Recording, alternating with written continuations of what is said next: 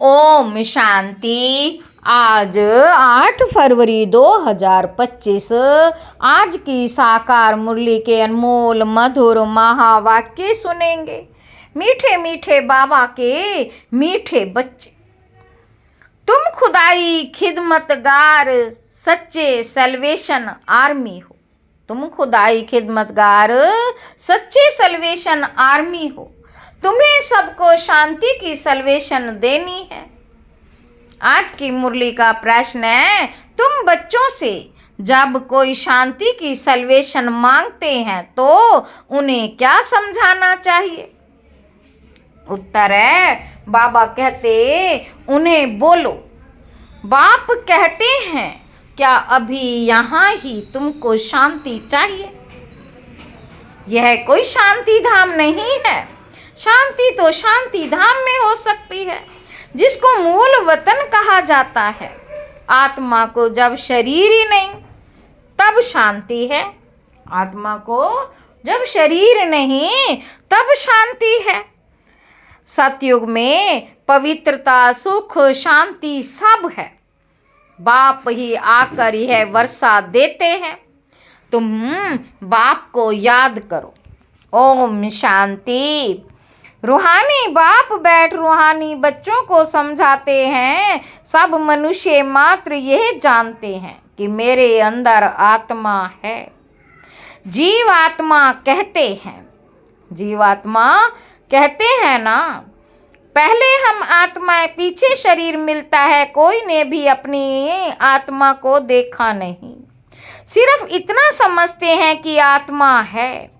जैसे आत्मा को जानते हैं, देखा नहीं, वैसे परम पिता परमात्मा के लिए भी कहते हैं।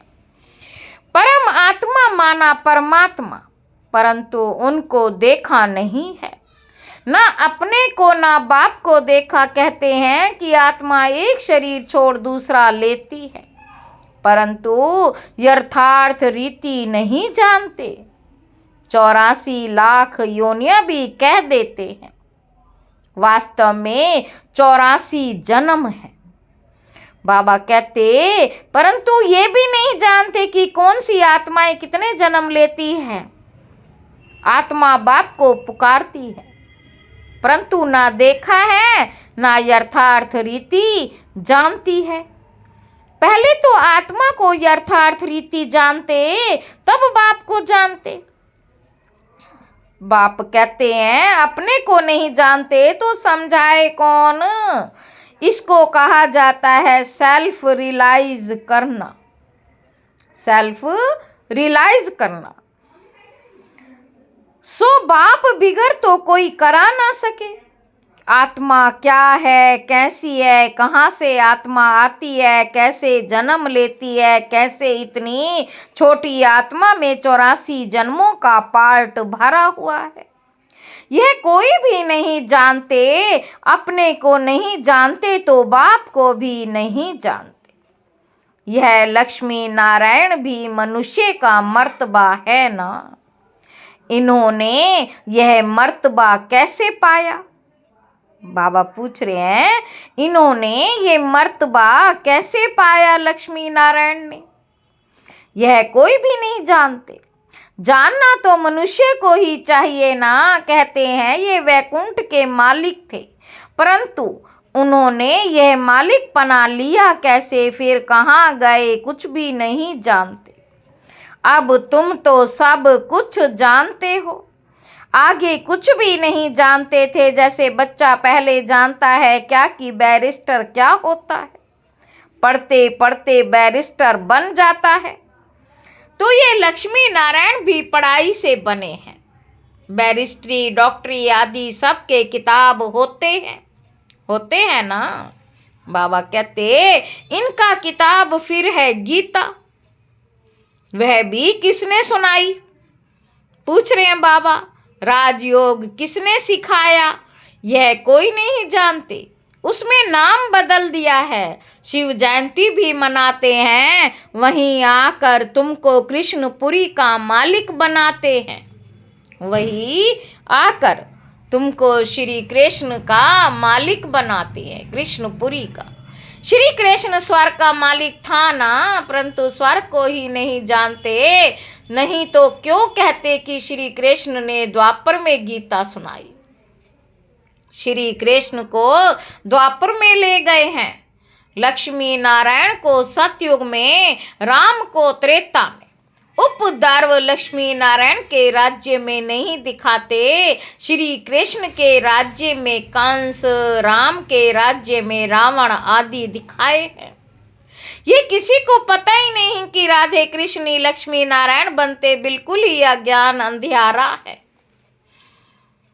बाबा कहते ज्ञान को रोशनी कहा जाता, अब सोझरा करने वाला कौन? वह है बाप। ज्ञान को दिन, भक्ति को रात कहा जाता है। अभी तुम समझते हो ये भक्ति मार्ग भी जन्म जन्मांतर चलता आया है।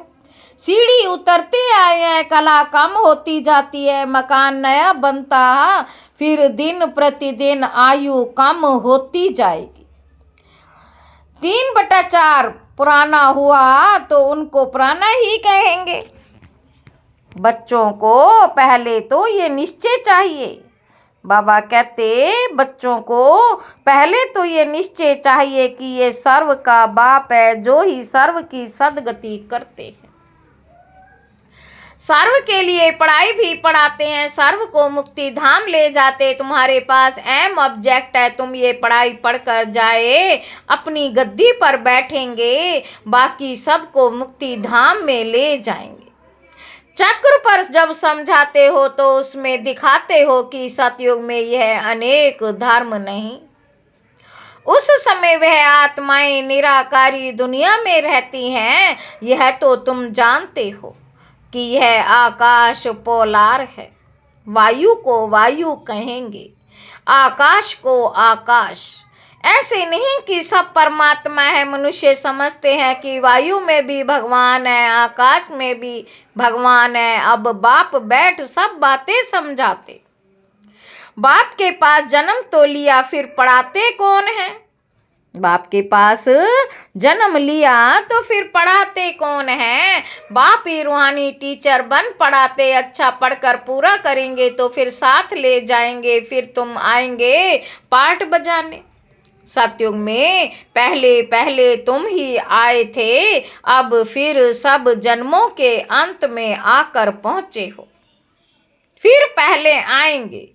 अब बाप कहते हैं दौड़ी लगाओ, अच्छी रीति बाप को याद करो, औरों को भी पढ़ाना है, नहीं तो इतने सबको पढ़ाए कौन? बाप का जरूर मददगार बनेंगे ना। खुदाई खिदमतगार भी नाम है ना। बाबा कहते अंग्रेजी में कहते हैं सैल्वेशन आर्मी। कौन सी सैल्वेशन चाहिए पूछ रहे हैं बाप। सब कहते हैं शांति की सल्वेशन चाहिए, बाकी वह कोई शांति की सल्वेशन तोड़ ही देते हैं। वह कोई शांति की सल्वेशन थोड़े ही देते हैं। जो शांति की सल्वेशन मांगते हैं उन्हें बोलो। बाप कहते हैं क्या अभी यहाँ ही तुमको शांति चाहिए? ये कोई शांति धाम थोड़ी है। शांति तो शांति धाम में ही हो सकती है, जिसको मूल वतन कहा जाता। आत्मा को शरीर नहीं है तो शांति में, आत्मा को शरीर नहीं है तो शांति में है। बाप ही आकर ये वर्षा देते हैं। तुम्हारे में भी समझाने की बड़ी युक्ति चाहिए, तुम्हारे में भी समझाने की बड़ी युक्ति चाहिए। बाबा कहते प्रदर्शनी में अगर हम खड़े होकर सबको सुने तो बहुतों की भूलें निकालें, क्योंकि समझाने वाले नंबरवार तो है ना। सब एक रस होते तो ब्राह्मणी ऐसे क्यों लिखती कि फलाने आकर भाषण करें। अरे तुम भी ब्राह्मण हो ना, बाबा फलाने हमारे से होशियार हैं। होशियारी से ही मनुष्य दर्जा पाते हैं ना, नंबरवार तो है ना। जब इम्तिहान की रिजल्ट निकलेगी तो फिर तुमको आप ही साक्षात्कार होगा, फिर समझेंगे हम तो श्रीमत पर नहीं चलते। बाप कहते हैं कोई भी विकर्म मत करो। देहधारी से लागत नहीं रखो। यह तो 5 तत्वों का बना हुआ शरीर है। ये तो 5 तत्वों का बना हुआ शरीर है ना। बाबा कहते 5 तत्वों की थोड़े ही पूजा करनी है, वह याद करना है। भल इन आंखों से देखो, परंतु याद तो बाप को करना है। आत्मा को अब नॉलेज मिली है, अब हमको घर जाना है, फिर वैकुंठ में आएंगे। आत्मा को समझ सकते हैं, देख नहीं सकते। वैसे यह भी समझ सकते हैं, हाँ, दिव्य दृष्टि से अपना घर व स्वर्ग देख सकते हैं। बाप कहते हैं, बच्चे मन मना भव मध्या जी भव। माना बाप को और विष्णुपुरी को याद करो, बाप को और विष्णुपुरी को याद करो। तुम्हारी एम ऑब्जेक्ट ही यह है। बच्चे जानते हैं हमको अभी स्वर्ग में जाना है, बाकी सबको मुक्ति में जाना है। सब तो सतयुग में आ नहीं सकते। तुम्हारा है डिटिज्म, तुम्हारा है डिटिज्म। यह हो गया मनुष्यों का धर्म। मूल वतन में तो मनुष्य नहीं है ना, यहाँ है मनुष्य सृष्टि। मनुष्य ही तमो प्रधान और फिर सतो प्रधान बनते हैं। तुम पहले शूद्र वर्ण में थे, अभी ब्राह्मण वर्ण में हो। ये वर्ण सिर्फ भारतवासियों के हैं और कोई भी धर्म को ऐसे नहीं कहेंगे। ब्राह्मण वंशी, सूर्य वंशी इस समय सब शूद्र वर्ण के हैं। जड़जड़ी भूत अवस्था को पाए हुए हैं। तुम प्राणे बने तो सारा झाड़ जड़जड़ी भूत तमो प्रधान बना है। फिर सारा झाड़ थोड़े ही सतो प्रधान बन जाएगा। सतो प्रधान नए झाड़ में तो सिर्फ देवी देवता धर्म वाले ही हैं। फिर तुम सूर्यवंशी से चंद्रवंशी बन जाते हो, पुनर्जन्म तो लेते हो ना। फिर वैश्य शूद्र वंशी ये सब बातें हैं नहीं। बाबा कहते हमको पढ़ाने वाला ज्ञान का सागर है, वही पतित पावन सर्व का सदगति दाता है। बाप कहते हैं तुमको ज्ञान मैं देता हूं, तुम देवी देवता बन जाते हो। फिर यह ज्ञान रहता ही नहीं। ज्ञान दिया जाता है अज्ञानियों को। सभी मनुष्य अज्ञान अंधियारे में है। तुम हो सोजरे में। इनके 84 जन्मों की कहानी तुम जानते हो। बाबा कहते तुम बच्चों को सारा ज्ञान है। मनुष्य तो कहते भगवान ने ये सृष्टि रची ही क्यों? क्या मोक्ष नहीं मिल सकता? अरे यह तो बना बनाया खेल है, अनादि ड्रामा है ना। बाबा कहते तुम जानते हो आत्मा एक शरीर छोड़ जाकर दूसरा लेती है, इसमें चिंता करने की दरकार ही क्या। आत्मा ने जाकर अपना दूसरा पार्ट बजाया। रोए तब जब वापस चीज मिलनी हो, वापस तो आती नहीं। फिर रोने से क्या फायदा? बाबा कहते अभी तुम सबको मोहजीत बनना है, अभी तुम सबको मोहजीत बनना है। कब्रिस्तान से मोह क्या रखना, इसमें तो दुख ही दुख है। आज बच्चा है, कल बच्चा भी ऐसा बन जाता जो बाप को पाग उतारने में भी देरी ना करे, बाप से भी लड़ पड़ते। इसको कहा ही जाता है निधन की दुनिया। कोई धनी धोड़ी है नहीं जो शिक्षा दे। बाप जब ऐसी हालत देखते हैं तो धड़का बनाने आते हैं। बाप ही आकर सबको धड़का बनाते हैं, धनी आकर सब झगड़े मिटा देते हैं। सतयुग में कोई झगड़ा होता नहीं, सारी दुनिया के झगड़े मिटा देते, फिर जय जयकार हो जाती है। यहाँ मेजोरिटी माताओं की है। दासी भी इनको समझते हैं। हथियाला बांधते समय कहते हैं, हथियाला बांधते समय कहते हैं तुम्हारा पति ईश्वर गुरु सब कुछ है। पहले मिस्टर फिर मिसेज। अब बाप आकर माताओं को आगे रखते हैं, तुम्हारे ऊपर कोई जीत पा ना सके। बाबा कहते तुमको बाप सब कायदे सिखला रहे हैं। मोहजीत राजा की एक कथा है। वह सब बनाई हुई कहानियां हैं। सतयुग में तो अकाले मृत्यु होती ही नहीं। समय पर एक शरीर छोड़ दूसरा ले लेते साक्षात्कार होता है। अब ये शरीर बूढ़ा हुआ और फिर नया लेना है। छोटा बच्चा जाकर बनना है, खुशी से शरीर छोड़ देते। यहाँ तो भल कितने भी बूढ़े होंगे, रोगी होंगे और समझेंगे भी कि यहाँ ये शरीर छूट जाए तो अच्छा है, फिर भी मरने के समय रोएंगे जरूर। बाप कहते, अभी तुम ऐसी जगह चलते हो जहाँ रोने का नाम नहीं, वहाँ तो खुशी ही खुशी रहती है। तुमको कितनी अपार बेहद की खुशी रहनी चाहिए। अरे हम विश्व के मालिक बनते हैं। तुम्हारे सारे विश्व का मालिक था। भारत सारे विश्व का मालिक था, अभी टुकड़ा टुकड़ा हो गया। तुम ही पूज्य देवता थे, फिर पुजारी बनते हो। बाबा कहते, भगवान थोड़े ही आप ही पूज्य, आप ही पुजारी बनेंगे। अगर वे भी पुजारी बने तो फिर पूज्य कौन बनाए? बाबा कहते, ड्रामा में बाप का पार्ट ही अलग है, परमपिता परमात्मा शिव का पार्ट ही अलग है। ज्ञान का सागर एक है, उस एक ही की महिमा है। जबकि ज्ञान का सागर है तो कब आकर ज्ञान देवे जो सदगति हो। जरूर यहाँ आना पड़े। पहले तो बुद्धि में ये बिठाओ कि हमको पढ़ाने वाला कौन है। बाबा कहते, त्रिमूर्ति, गोला और झाड़, यह है मुख्य चित्र। त्रिमूर्ति, गोला और झाड़, यह है मुख्य चित्र। झाड़ को देखने से झट समझ जाएंगे हम तो फलाने धर्म के हैं, हम सतयुग में आ नहीं सकते। ये चक्र तो बहुत बड़ा होना चाहिए।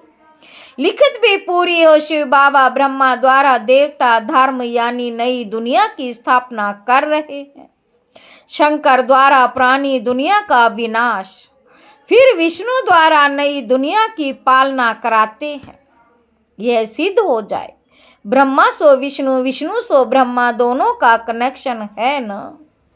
ब्रह्मा सरस्वती सो फिर लक्ष्मी नारायण बनते हैं। चढ़ती कला एक जन्म में होती है, फिर उतरती कला में 84 जन्म लगते हैं।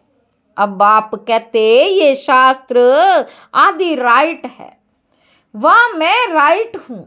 सच्ची सत्य नारायण की कथा तो मैं सुनाता हूँ। अभी तुमको निश्चय है कि सत्य बाप द्वारा हम नर से नारायण बने हैं।